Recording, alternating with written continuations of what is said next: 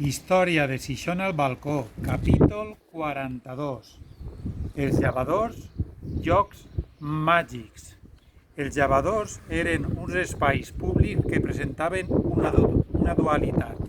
Per el dia eren llocs de reunió, però per la nit calia evitar-los.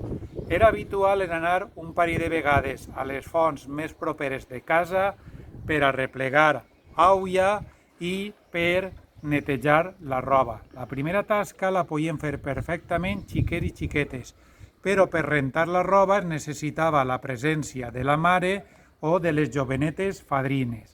Els llavadors es van convertir en espais de socialització femenina, perquè les dones el que feien era comentar tots els succeïts que havien passat al seu poble. D'ahir l'expressió valenciana fer safarich, que vol dir xafardejar en rogle.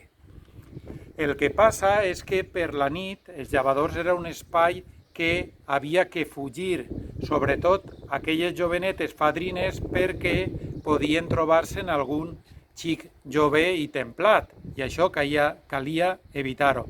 Per això van començar a aparèixer rondalles i llegendes que intentaven assustar a aquestes xiques joves. Una d'aquestes és la mala fortuna arreplegant Beneixama, que conta que una xica jove, no fent cas d'aquestes recomanacions, va anar de nit a llevar al llavaor.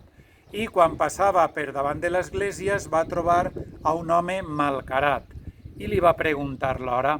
Aquest li va contestar que eren les 12, al mateix temps que li ensenyava unes dentoles grans, lletges, que la van assustar moltíssim. La xica va arribar al llavador i va començar a netejar la roba de forma ràpida i va trobar a una vella que no badava boca.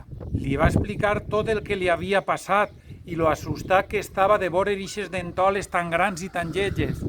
La vella l'únic que li va dir era: «I no seran com aquestes?» I això és tot. Ja saps, si eixes al carrer, adopta totes les mesures que calen i, a més, si vols saber més, busca en Facebook la pàgina Cronista Xixona.